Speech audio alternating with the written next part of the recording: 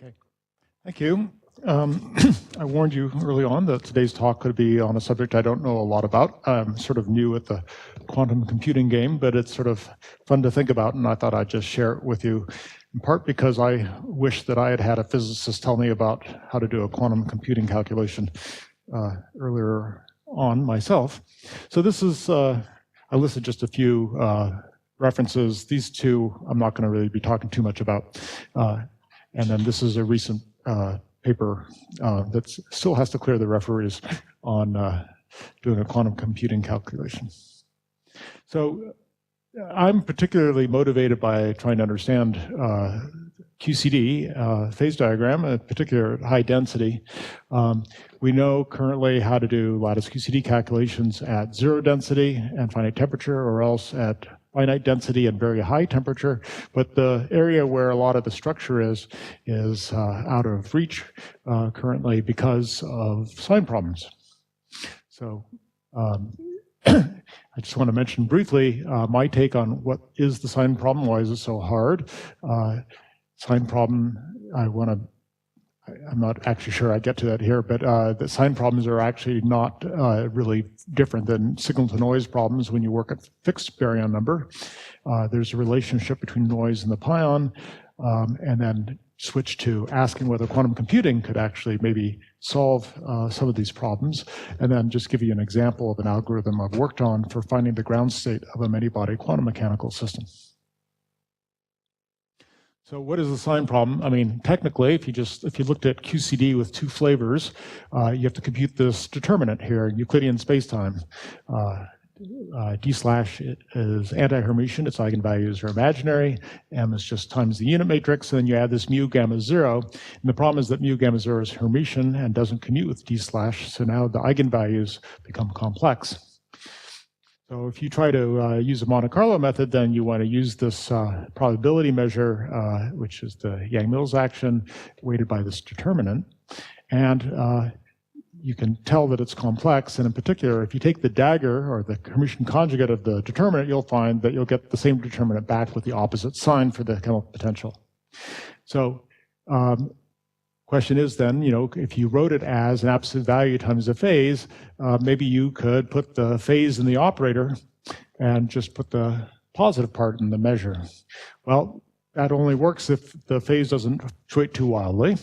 And there's this very nice analysis by Splitdorf and Weberschott from quite a while ago, where what they point out is that if you take the absolute value of the two-flavor determinant, that's the determinant times its complex conjugate, and the complex conjugate, I said, is the same thing with the opposite sign for mu. So actually, the absolute value of the two-flavor determinant is equivalent to a two-flavor determinant with a chemical potential, which is not for baryon number, but for isospin. So when you calculate, when you look at this ratio, then it's equivalent to writing it with an absolute value for the determinant times a phase on the upper part, and that is equal to the expectation value of the phase in an ensemble that is at finite isospin density. So this ratio should give you some sort of feel for how important the phase is. Okay, and you find that for well, if this quantity is very small, then you see that the phase must be fluctuating wildly. So using their observation about the chemical potential, then you see that the top one is the chemical potential for baryon number, and the bottom one's the chemical potential for isospin. And so that means that this ratio could be written as the ratio of the partition functions at finite baryon number to the partition function at finite isospin density. And we expect that to go like e to the minus volume times temperature times the free energy density for the system at finite baryon number minus the system at finite isospin density. So if you find that the free energy is much bigger for the baryon number case, then you'll have an exponentially bad sign problem. And in general, you can see if you have any sign problem, it's going to be exponentially bad in the space-time volume. So what do you expect? Well, if let's work at 0 temperature. If mu is below half the Pion mass, then nothing should happen in either case, whether you put in a chemical potential for baryon number or isospin, because there are no excitations below m pi. And so then you find that the expectation value of the phase is 1.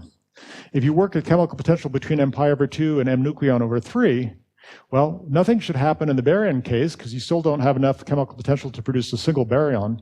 But in the isospin case, you produce pions now. In fact, you get a Bose-Einstein condensation of pions. You can calculate the free energy density in chiral perturbation theory, and you get something that goes like that. And so, for a large volume, you immediately find a huge sign problem. The expectation value of e to the 2I theta is much, much less than 1. This was observed in the 80s. I forget who did it first, and I remember that at the time, people, when he pointed out the sign problem kicked in at mu equals m⁴/2, people said, oh, that's a numerical fluke. You know, obviously the baryon number of chemical potential has nothing to do with the pion, but in fact, this is the argument for why that's the case. So really what happens here is what the phase is doing is preventing a pion condensate in a region where no baryons are playing any role at all. So the pions are the villains in this case. So here's a little picture. What happens is if you turn on the chemical potential, the pion condensate would like to turn on, and only way up here do you actually expect real physics to appear. Yeah, I forget the person was Gibbs. So it looks like this phase diagram is completely out of reach for us at the moment. So the question then is maybe you know, you can avoid the sign problem. Forget mu, work at mu equals 0. So now the determinant's real, and instead just compute multivariate correlation functions. Well, that sounds like it's a free lunch. I mean, how you could get the same physics, right? If you wanted to study high density, then you'd put hundreds of baryons source and 100 baryons sink, and then look at the correlator, and that would tell you something about the box with 100 baryons in it. So it seems like it shouldn't work, and indeed it doesn't. And again, the same physics comes in. You'll find it's due to the light pion. So if you use this old argument by Lepage, and I think Parisi had a similar argument. If I try to calculate the correlator for a nucleon, I would put down, I mean, obviously you don't actually use fermions in a lattice calculation. You write down 3 propagators, inverse d/+m, in a background gauge field, okay? And then you tie them together with the right gamma matrix and Lorentz structure, and then you calculate this quantity in a given background gauge field, and then you average it. If you want to know, and you expect that on the average, when you average it, you'll get something that goes like e to the minus m nucleon times t, where t is the time separation, Euclidean time separation of the source and the sink. Now, if you want to calculate the variance of your measurement, that would correspond to putting down 3 propagators going one way and 3 propagators going the opposite way. Now, this thing then looks sort of like a diagram with 3 quarks and 3 antiquarks, but it's not quite, because what's missing are the closed loops where a quark could be emitted and reabsorbed by the source. So, but even so, it looks like 3 quarks, 3 antiquarks, and so you expect actually that this goes like e to the minus 3 halves m pi t when I take the square root. Because there are 3 pions that could go there, not the nucleon-antinucleon state is not the lowest energy state in that correlator. So the signal to noise then has this exact same factor that appears at finite chemical potential, namely this m nucleon over 3 minus m pi over 2. This sets the scale for the noise. And so if you increase the atomic number of what you are looking at, start looking at nuclei, you get a factor of A out in front. And so you find that it actually has the same space-time it has the same volume times time dependence as the grand canonical case, where you can write the atomic number A as the density times the volume. So once you start going beyond light hadrons, you start seeing noise. Here, as I showed before, this is the triton. You're looking for a plateau in the log of the correlator. You got a little one there, and the noise comes in terribly. And you can actually analyze this noise, and indeed you find that these hand-wavy arguments that it depends on m pi are correct numerically. So it's sort of, I used to think that if anybody caught me giving a talk on the NJL model, he should shoot me. But it's actually a little bit, this is a little bit instructive here. Because it tells you a bit about how you might conceive of getting around the sign problem in QCD. So here's this an NJL model. It's a slightly different form than usual. I'm in large N's. I'm working in 3 dimensions. I'm using 4-dimensional gamma matrices. So you can actually think of this as a 3-dimensional theory with 2 Dirac fermions multiplied by all the this A, which goes from 1 to n. But it's just easier to use the 4-dimensional Dirac matrices. And then the symmetry of this theory is a UN vector symmetry times a UN axial, and it's approximate if unless m is 0. The large n limit means that you can actually renormalize this theory with one counterterm. So the thing that's interesting to me about this is that these four fermion interactions can be put in with auxiliary scalars like Nonperturbative and Numerical did, but there are two different ways you could do it. You could either put in a scalar and a pseudoscalar coupled to the pseudoscalar and pseudoscalar densities here, or you can put in two auxiliary vector mesons, namely a vector and an axial vector. And because of the Firtz identities, these two theories are exactly equivalent to the original theory. So the way you then normally will deal with a theory like this is then you integrate out the fermions, you write down the effective potential for the pion on the sigma field, you find that there is for sufficiently strong coupling, there's a non-trivial minimum for sigma, you get chiral symmetry breaking and so on. The analog of baryons here are just the heavy fermions. Now the thing that's interesting to me about this model is that if you work in the sigma and pi basis and you wanted to do a grand canonical calculation with the chemical potential, you can show that this is a real and positive determinant. There's no sign problem. On the other hand, if you work in the vector-axial vector formulation, this is a complex determinant, very much like the one in QCD, and you have a terrible sign problem.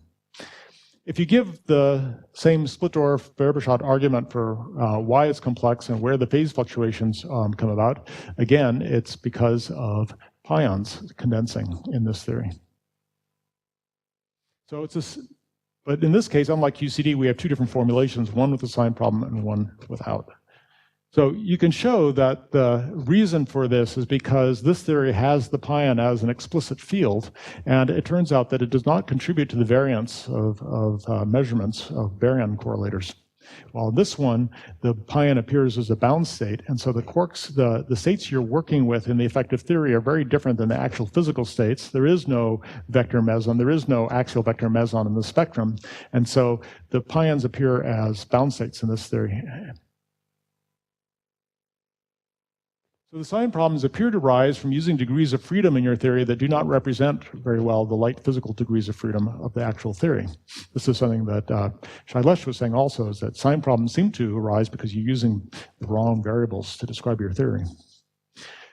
So obviously, so that means if you're using the wrong variables, then presumably the energy eigenstates appear as highly correlated combinations when you build them out of the wrong degrees of freedom.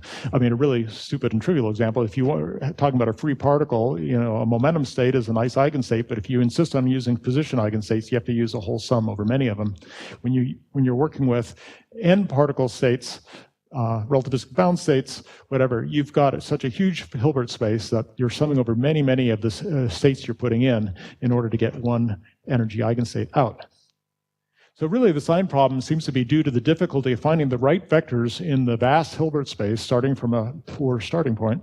So for example, I mean, if you knew the energy eigenvalues exactly, then the partition function is just the sum of positive definite terms. You don't have a sign problem at all.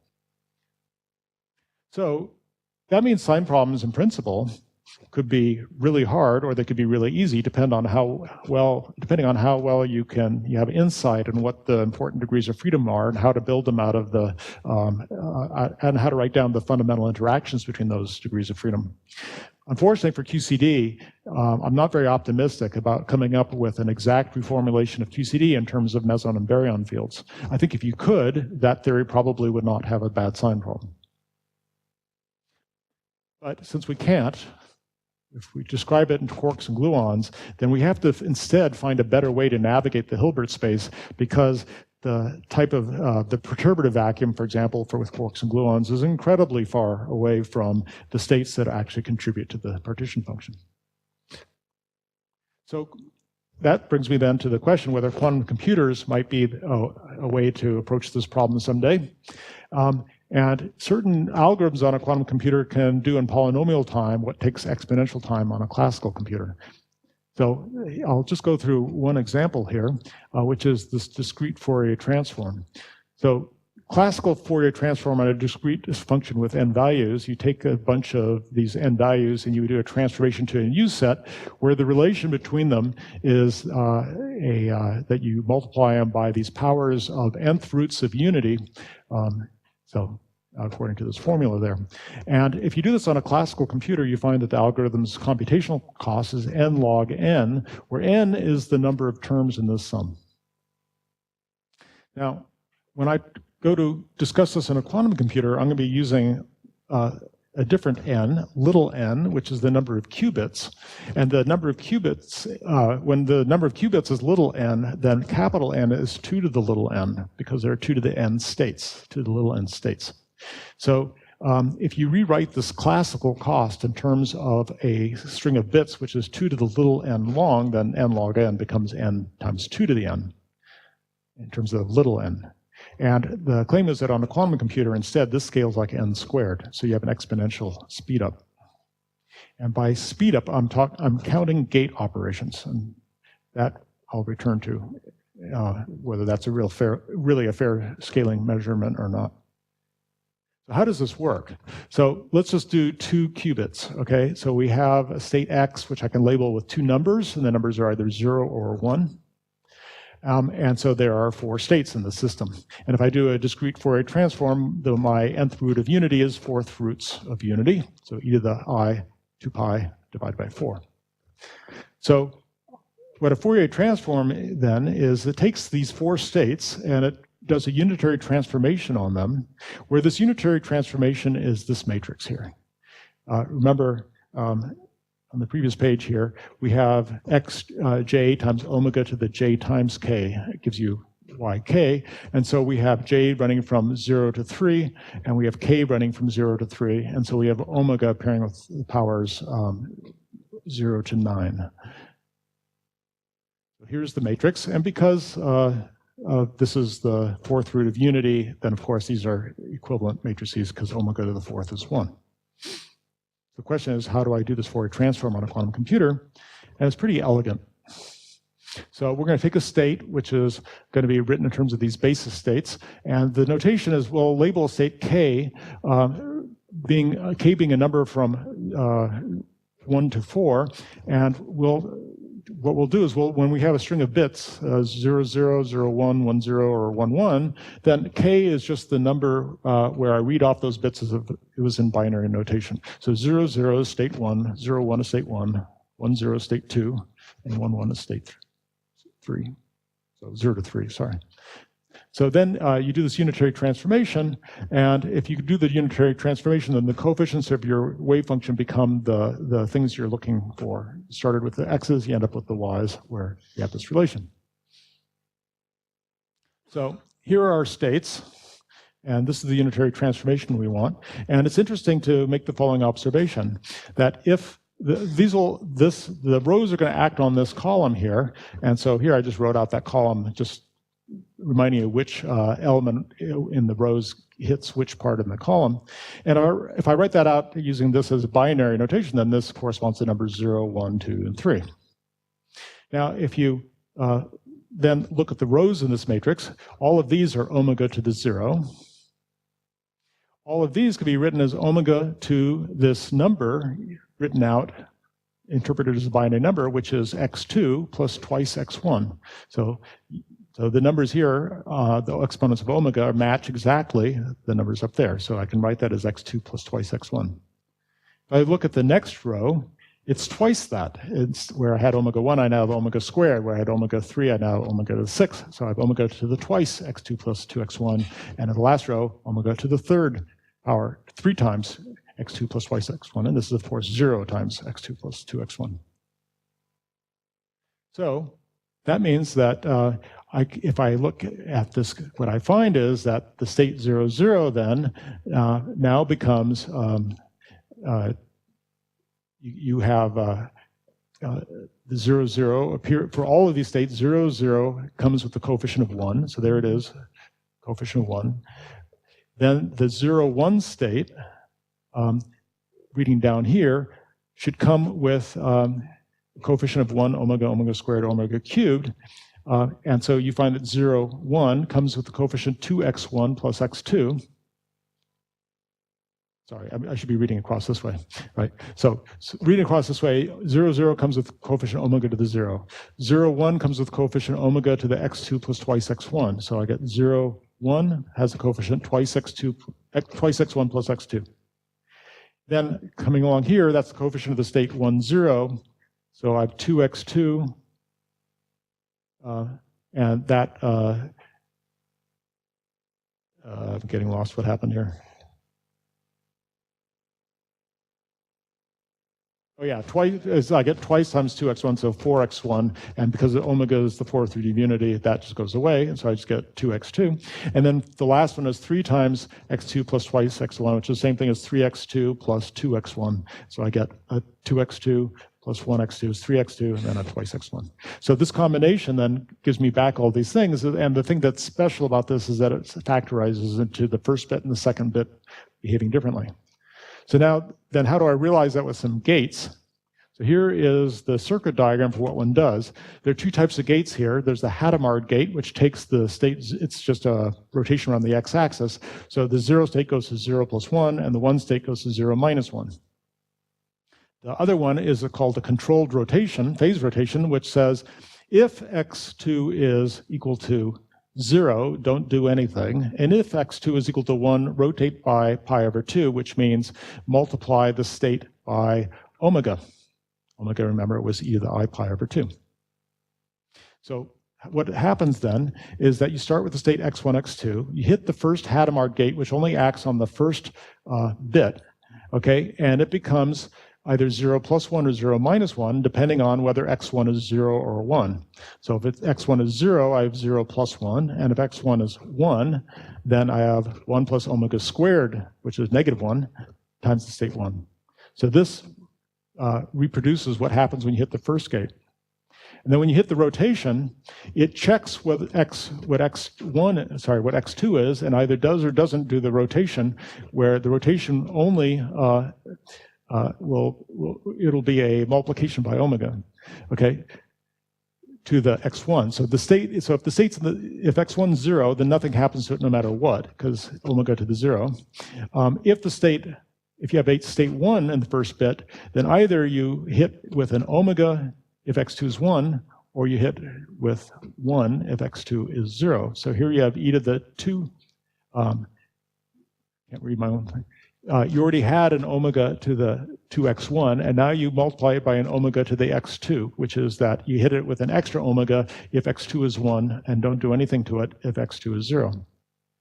And then finally, you hit the Hadamard gate on the top one, and so your first bit is left completely alone. It's the same as it was, but now x2 gets transformed into 0 plus omega squared times x2 times 1.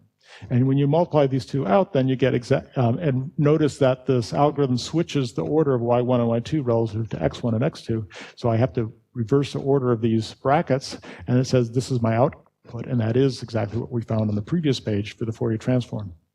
And so this uses 3 gates. You go to 3 qubits, you end up with a sequence that looks like this. And you can see the generalization. Every other gate is every other chunk has a Hadamard on the next line, and in between there's 1 phase rotation, 2 phase rotations, 3 phase rotations, and so on. So when you count how many gates you can have, there's going to be n of these Hadamard gates acting on a single qubit, and then n times n plus 1 over 2 of these rotation gates. And so that means that the number of gates scales like n squared. So if I have 50 qubits, I'm going to have 2,500 of these R gates. The Hadamard gates are very important. On the other hand, what I'm doing is a Fourier transform on a number which has with 2 to the 50th terms. Okay, so that's 10 to the 15 digits or terms in the Fourier expansion. So it sounds like a lot of work to do, 2,500 rotations, but it's really doing an amazing thing. Now, one caveat here is I'm just counting gates. That's the way the computer scientists do it. But of course, when I'm doing 50 qubits, on the last set of rotations, I'm doing all possible 50 roots of 2 pi in my rotations. And so it's a question, really what you're going to want to know is that, are all rotations created equal experimentally, or is an e to the I 2 pi over 50 harder or easier than e to the I 2 pi over 3? And, questions like that. But that's not how people do this counting and scaling. So can you use this for physics? So I mentioned in my Cookham this quantum phase estimation algorithm, and it's really, again, it's the way it works is really quite very strange from the point of view of a classical computer. What you do is you take your state and you add to it a whole bunch of extra auxiliary qubits. And this procedure is going to lead to a good measurement of the energy of this state without ever measuring the state. It only measures the auxiliary qubits after you've entangled them. So here, this picture at the end shows where the measurements are being done. So the first thing you do is you're going to take this unitary operator, you're going to rescale your Hamiltonian such that in time t, this thing rotates at most by phase of 2 pi. And so now let's say I have some eigenstate of the Hamiltonian and psi rotates by e to the I 2 pi theta, where theta is some number which I want to determine. And if you wanted to determine it to accuracy 2 to the minus n, you put in n auxiliary qubits. So you have a sequence of things. First, you hit it with these Hadamard gates, which basically turns the zeros into 0 plus 1s. And so now your state, you now have every possible state represented here in the expansion of the auxiliary quantum wave function. And then you're going to start entangling it with the state by rotating the state if the bit is 1 and not if it's 0. Again, here you're going to check the second qubit. If it's 0, don't do anything to your quantum, the state you're interested in, but if it's 1, you rotate it by 2 powers of your small rotation here, and so on. So each one of these looks like a rotation by a different time, a different length of time up here. But of course, it's not real time. It's just some angle that you're going to be rotating with on your ions or whatever your qubit is. And then you're going to do this inverse Fourier transform like I just told you about. So to see how that works then, the first you hit it with all these Hadamard gates, and then you do these, so you get something that looks like this. So it's a linear combination of 0 and 1, n powers of that for the n auxiliary qubits, and your original wave function hasn't been touched. And now you do these controlled phase rotations. And so remember, if the first bit was 0, I didn't do anything, and if the first bit was 1, I rotated it by 1 power of my phase rotation. And then I checked the second and third bit and so on, and when I get to the nth qubit, if it was 0, nothing. If it was 1, I rotated by n powers. Well, I guess I did it backwards here. So 0 powers here and n powers up there. And so in the end, you end up with all possible states, each one weighted by a different phase, which is n, a certain number of times, a certain number of phase rotations where each unit phase rotation is by this theta. And k runs from 0 to 2 to the n minus 1. So all possible phase rotations are in there. Now, if theta was equal to an integer times 2 to the minus n, then when you do a inverse Fourier transform, you find that you get an exact eigenstate. You'll get a single state out of it that's peaked at the value A. So Fourier transform will yield an eigenstate of spin for each of the final qubits. And when you measure them, you're going to get a whole bunch of zeros and ones. And when you read off those zeros and ones, they're just going to give you exactly what A is. In fact, what you'll find in this case is that they're all 0 except for one of them, and the coefficient will tell you exactly what A is. If, however, theta is not exactly 2 to the minus n, but rather an integer times 2 to the minus n plus some small delta, where delta is between this is less than 2 to the minus n, then what you find when you measure the qubits, well, your state is no longer exactly an eigenstate, and it's a linear combination of different possible auxiliary spins in the final state. And when you measure the final spins, you only have a probability of finding the correct value of A. And what that probability is given by this function here, which, as you can tell, should be peaked a delta function when delta goes to 0. If you let delta be anything between 0 and 2 to the minus n minus 1, you find that the probability is bounded from below by 4 over pi squared. So you have at least a 40% chance, 41% chance of exactly determining getting the correct value of A. And it falls up very quickly away from that, so that your chance of missing A by 1 is smaller than this, and by 2 is much smaller than that. So it's a very weird way of doing physics. You don't get the exact answer out, you get it on a probabilistic way. So If you then look at a wave function, start off with a wave function, which is a linear combination of eigenstates with different non-integer a's and b's. Now, what you're going to find is that your measurement will yield A with probability alpha squared and B with probability beta squared. And so what you're really doing is you're sort of measuring the spectrum. And if you plot the number each time you measure, you do this iteratively, you measure what all those final auxiliary qubits are, and you write it out as a binary number, and you plot how many times you found it in a histogram, you'll basically get what looks like a spectrum. And that spectrum is the spectrum of psi decomposed under your Hamiltonian. And the cool thing is that after you've measured a certain value for the auxiliary qubits, you've collapsed your wave function, and psi will be in that eigenstate for the Hamiltonian, even though you have not measured psi at all.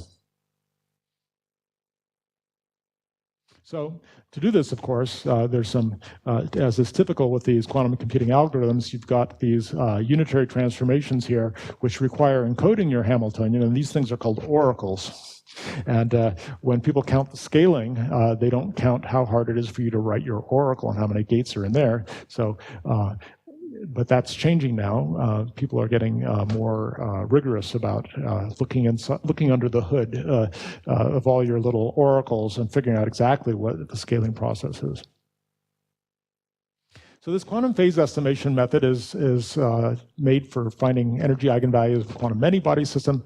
You have to initialize your qubits in some representation of a trial wave function psi.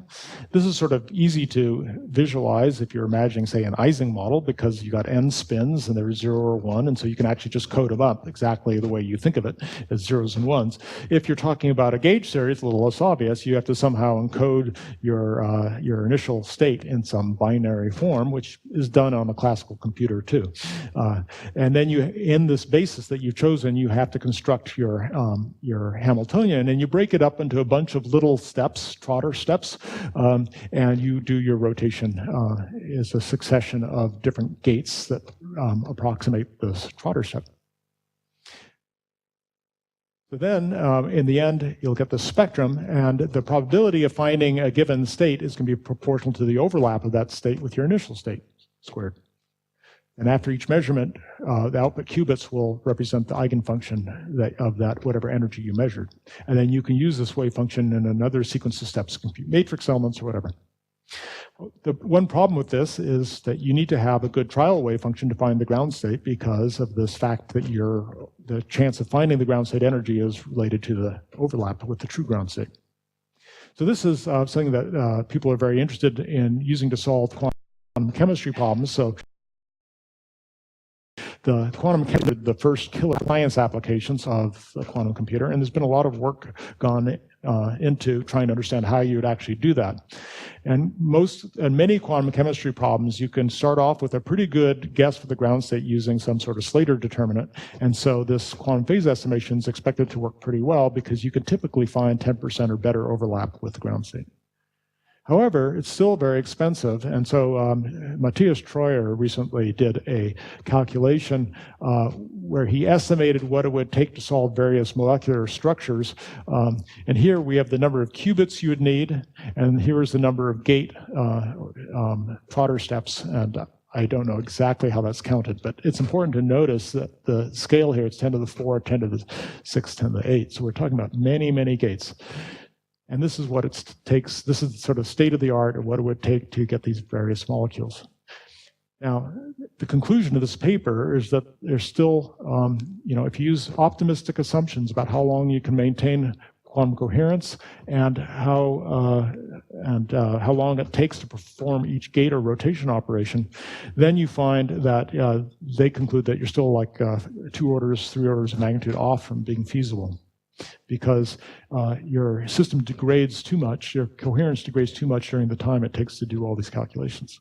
So the conclusion is still need better algorithms, and they're constantly improving these. So for example, the phase estimation algorithm I showed you is already, the way I described it, is already obsolete. They have a faster method for doing it. So some reason for optimism, but also very challenging.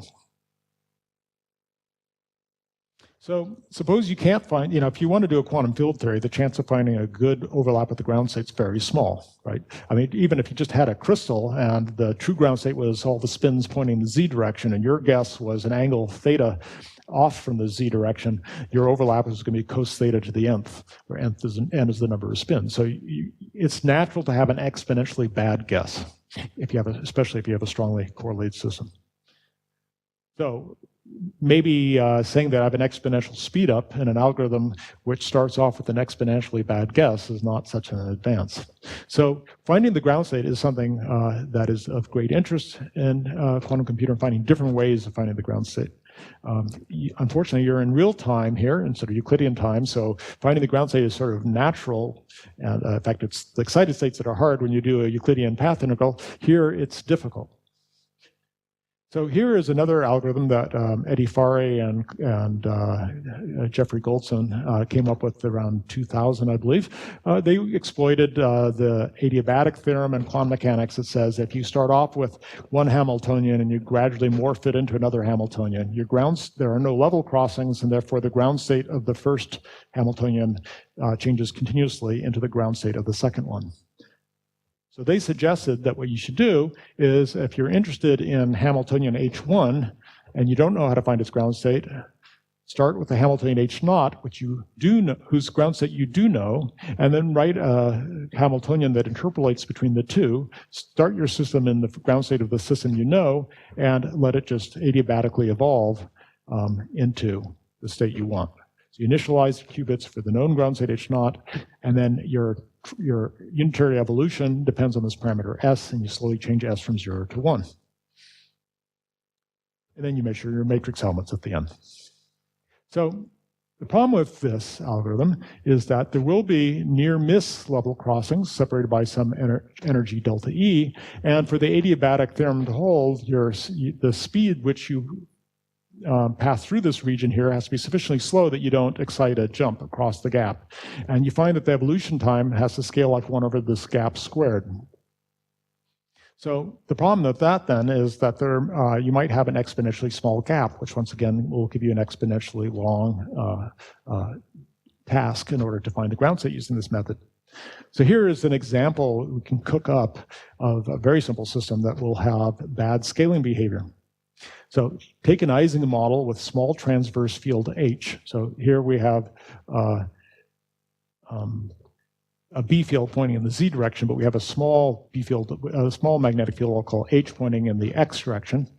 So H is small, and then I've got nearest neighbor couplings involving sigma Z, and then I've got this background B field. So let's take the transverse field to be small, and we'll take H1 to be this Hamiltonian of B equals plus B naught, and H0 is the Hamiltonian of plus B naught, and H1 is the Hamiltonian of minus B naught.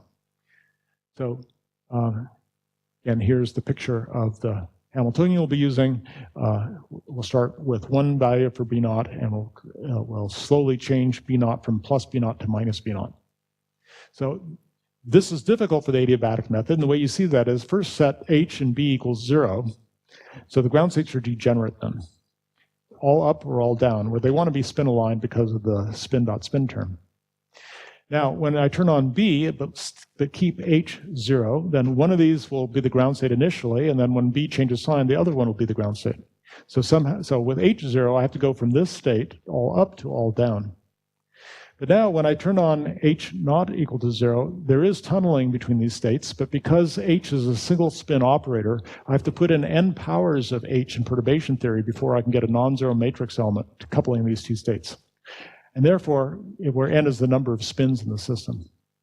Therefore, there's a very small splitting between these states. I get sort of spin up plus spin down and spin up minus spin down, and the splitting between them is exponentially small, h to the n.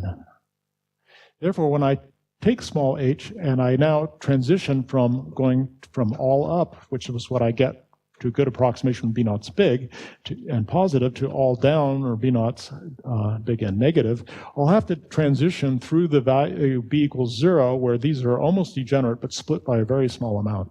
So that's the small gap that that you want to not have in this adiabatic algorithm.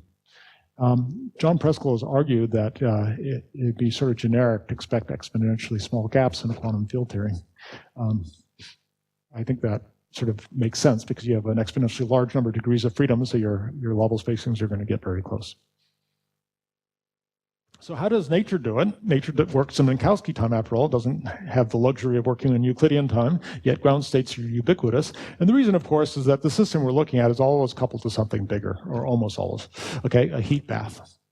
So a naive question is, can we make a heat bath in a quantum computer? Can we put in extra qubits corresponding to the environment and still have it be a closed system, but behave like a thermalizing system? So you add a whole bunch of qubits and you set it in a low energy state, you put some weak coupling between them. These things will evolve through some Hamiltonian where they've got a coupling and lead to a highly entangled state where the energy will get shared just sort of ergodically with the other part of the system, the heat bath, and that will therefore cool the system you're interested in. So there's interesting literature on how thermalization can occur in a closed quantum system. It can't, of course, be a truly thermal system because you still have a pure state, and therefore the determinant of your density matrix is 0, unlike the thermal state. But they're very good arguments, and it seems sort of intuitive that you get very close to it in a system like this, where yes, the determinant is 0, but all the off-diagonal elements have just highly, wildly varying phases that will, if you average over with any sort of, in any sort of way, would give you the thermal state. So the problem with this seems to be, so this is something we thought about, but we sort of rejected it. Just simple simulations on the small systems revealed that unless this heat bath has a lot of degrees of freedom, much more than the original system, you tend to find that just numerical experiments that you don't thermalize at all. They're just a few orbits that you couple to in here.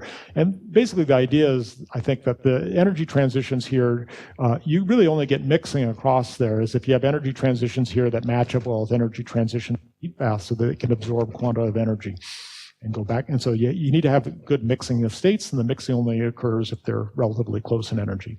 And without, if you don't know anything about this Hamiltonian, in order to have an efficient heat bath, you just have to have a huge density of states here so that no matter what you throw at it, it'll find a way of transferring the energy. Yeah. Lots of what? Lots of copies of H as your heat bath. Lots of copies of? Of the original system. Just so lots of copies of H as your heat bath. And the heat bath. No. Replace the heat bath with lots of H's.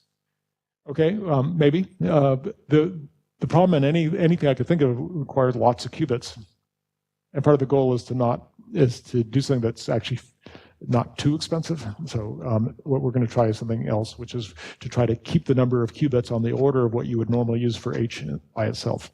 So the idea that we're going to propose then is something that's sort of a interpolation between this heat bath idea and the quantum adiabatic algorithm, which is to have a smaller number of degrees of freedom, but have their energy levels come down in time so that they sweep through whatever energy levels you find here. So we're going to look at the following system. For this heat bath, we'll use basically like an Ising model with the time-dependent energy scale to it. So we call this spectral combing. And so this target Hamiltonian has we'll actually look at an example where the target Hamiltonian is itself a spin system, because we're just simulating this on a small classical computer. We can't look at a big system, and it'll have some characteristic energy. The heat bath will have a characteristic energy omega of t, which decreases in time. So here's a really simple toy model. Suppose your target system was a single spin, it could be up or down, and your heat bath was a two-spin system. And so here are all the states in your system. You can have here's a state with initially ground state in your target system here, here, and here. And then here are the different spin combinations that occur in the Ising model that's coupled to. So here's the initial state. You can see I have a large energy scale for the Ising model, so there are big splittings according to what the auxiliary spins are doing. And I start off with a state in my, my target system, which I'm assuming I don't know what the right ground state is, which is 0, but I don't know that. So I start with a linear combination of 0 and 1, but I do understand my heat bath pretty well. I know that all spin down is much lower energy than anything else. So I start off in my system in a linear combination of 0, down, down, and 1, down, down. And then I let the system evolve. And as the energy in the spin system goes to 0, all of these states morph into excited state in your target system, plus anything in the Ising model, because it doesn't cost energy. There's no splitting at all in the Ising model, or ground state in your target system and anything in the Ising model, heat bath. And so you see then that if I start off in some linear combination of these two, then again, through the adiabatic theorem, as I morph through here, everything gets mapped into the ground state. Now, you'd say, well, what's the advantage of this complex system compared to the quantum adiabatic algorithm I showed you in the beginning? And the answer is that if I go to many more states, you get a more interesting system. So in particular, when I start with many more states, then rather than one near miss, I'll actually have an exponentially large number of such level crossings, and it doesn't really matter if I don't catch them all. That's the idea. So here's what you'll get if you have 4 spins in the target system and 4 spins in the heat bath. Okay, and you get some spectrum that looks like this. And if you sort of zoom in on some spot, you'll see just lots of very complicated looking level crossings here. Okay, and so yes, I might miss the first one, but I can catch the second one and so on. So a problem with this, of course, is that it is difficult to treat analytically. So at the moment we haven't. We've just done some numerical experiments, and it's also difficult to look at very large systems. So what did we use for what we call the comb, the heat bath, is we have an energy, a time-dependent energy for the spins, and then we introduce some sort of randomized couplings times these 3-body interactions, which basically, this nonlinearity was put in there so that the system should be sort of ergodic. If you dump energy into the heat bath, it'll spread out among all the different spin degrees of freedom. So here's what happens then. For example, if you start off, this is with three spins in the heat bath and 3 spins in the target system. You start off with some random initial state, and the colors here denote the overlap of the various excited states. So we have a pretty bad mess of states all the way up from the ground state up to the 5th state here. And then as you evolve it, you find that you'll see where level crossings occur, where things suddenly jump up, and the blue is the ground state, and it makes its way up towards 100% as you evolve the system. Now, this example here took a lot of steps, okay? So this is not what you want, but it is at least indicative of the right type of physics. So here we looked at the example that we were interested in with this transverse Ising model. Here you have an example of the overlap of the ground state with your initial state. It's a very small system, so you're not going to have really small overlap, even with a random initial state. And then here's the overlap in the final state. And so you can see that, if I start off with 0.2, I have a very good chance of getting up to 0.8 or something like that. So in practice, what you would expect is if you could use this system to get up to like a 10% overlap with the ground state, then you could switch and do your phase estimation after that. So here's the example I gave you which is really hard for the quantum adiabatic algorithm because it has this small gap. So we use the exact same target Hamiltonian. What we did was we used, here's the scaling for the quantum adiabatic algorithm where I scale from, where I take it from the initial state being plus B naught to the final state minus B naught.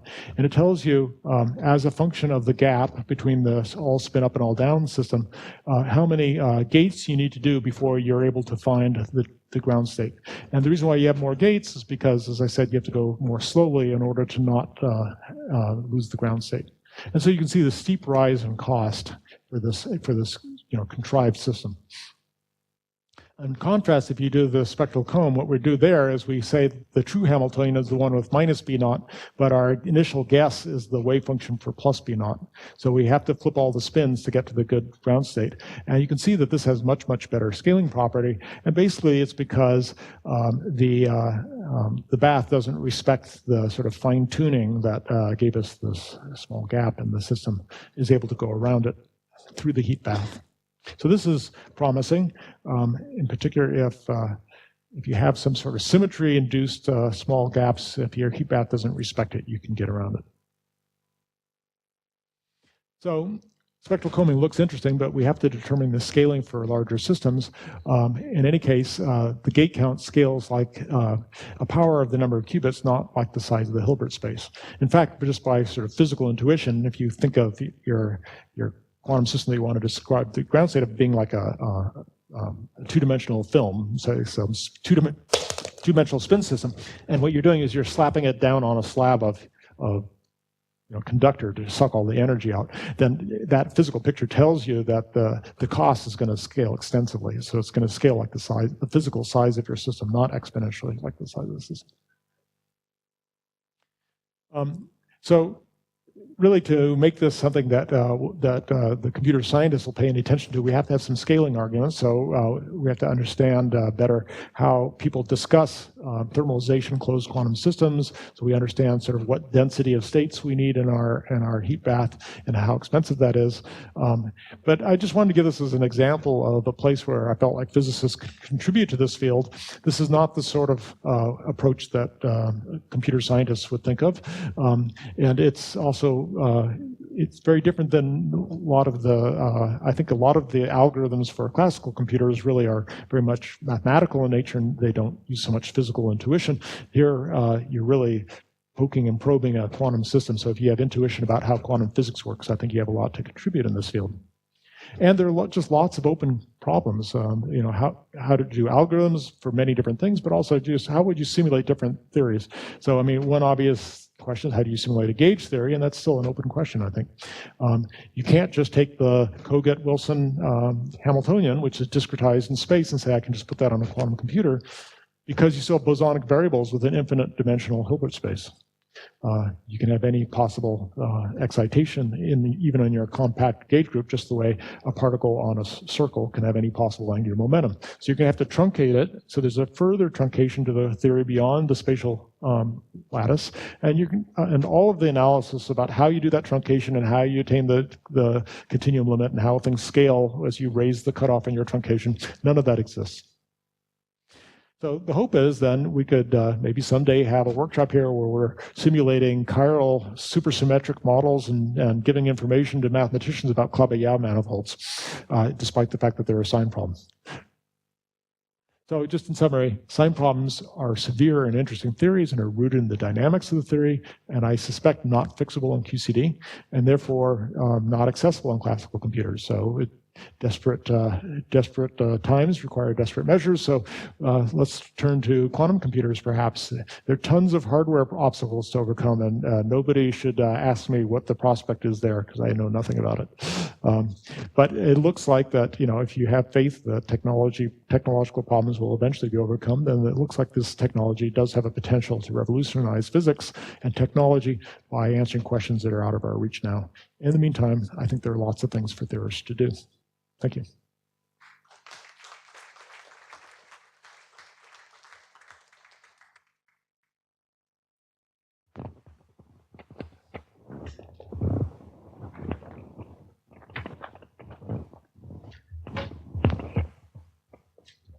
In the first part of your talk, you mentioned about the derivation of the effective meson of baryon action by using Nambio-Narasimha model.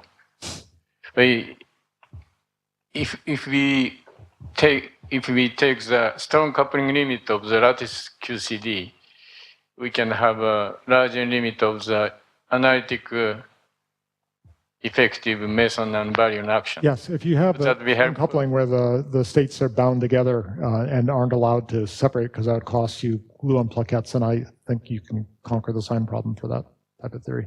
But it's not going to tell you much about. Doesn't help. It won't tell you much about neutron stars, I don't think.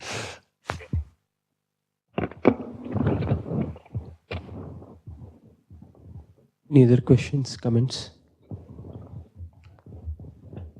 So, in your, I think it was the quantum com algorithm, you need to start in the ground state of the auxiliary system, right? So which algorithm?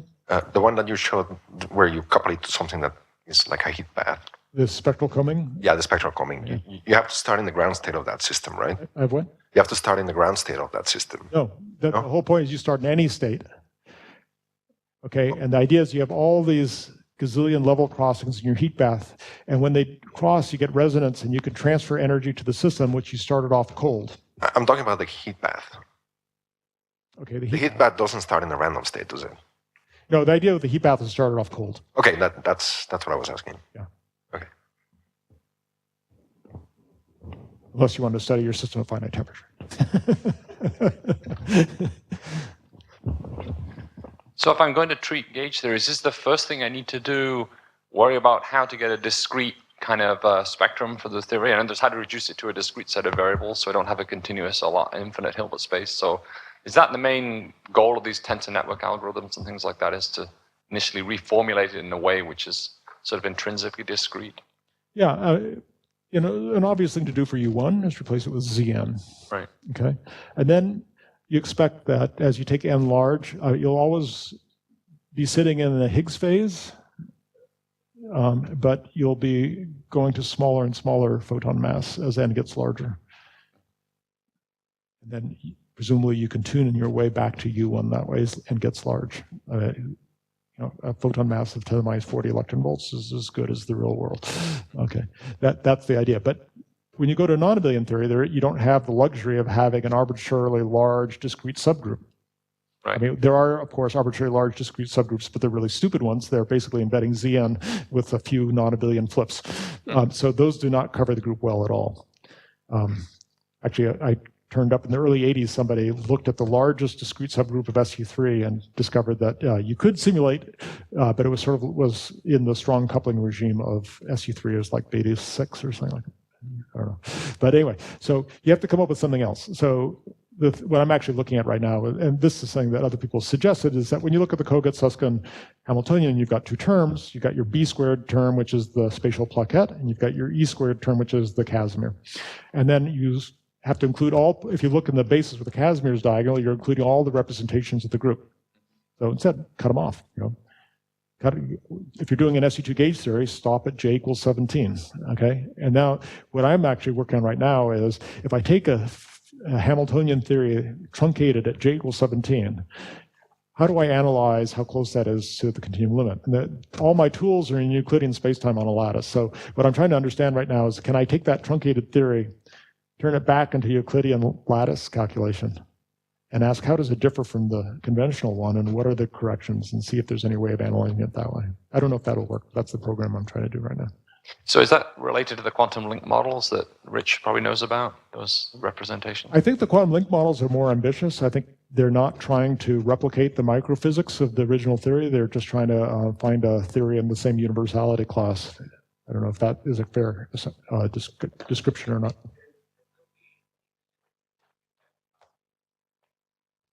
Sorry, there's one? So there is a way of increasing, so the quantum link model, the way I would phrase it is exactly what you're trying to do, but in a slightly different way.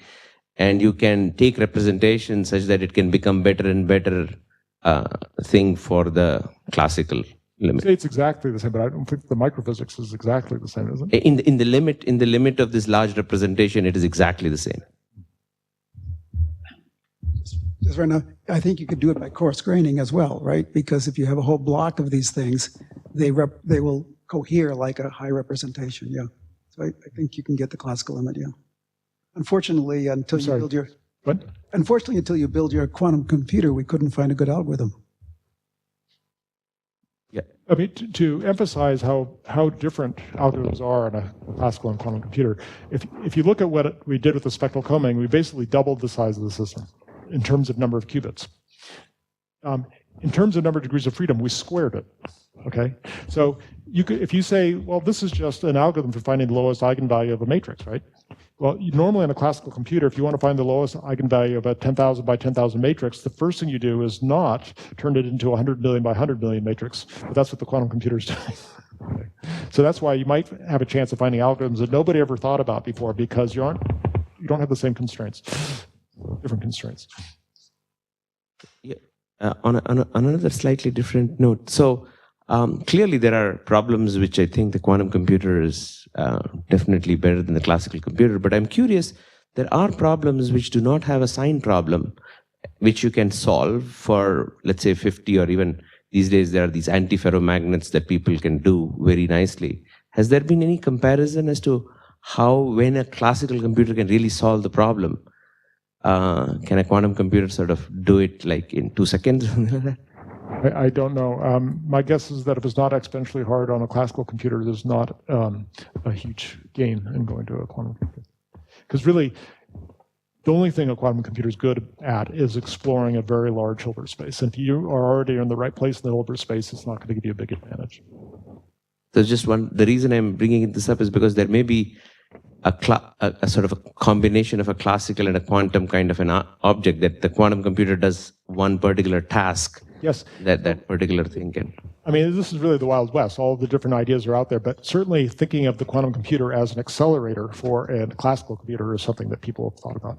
And in fact, I think most people now agree that a quantum computer is never going to be a standalone. It's always been coupled to a supercomputer, if nothing else, for controlling all the rotations and gates, but maybe even more fundamentally.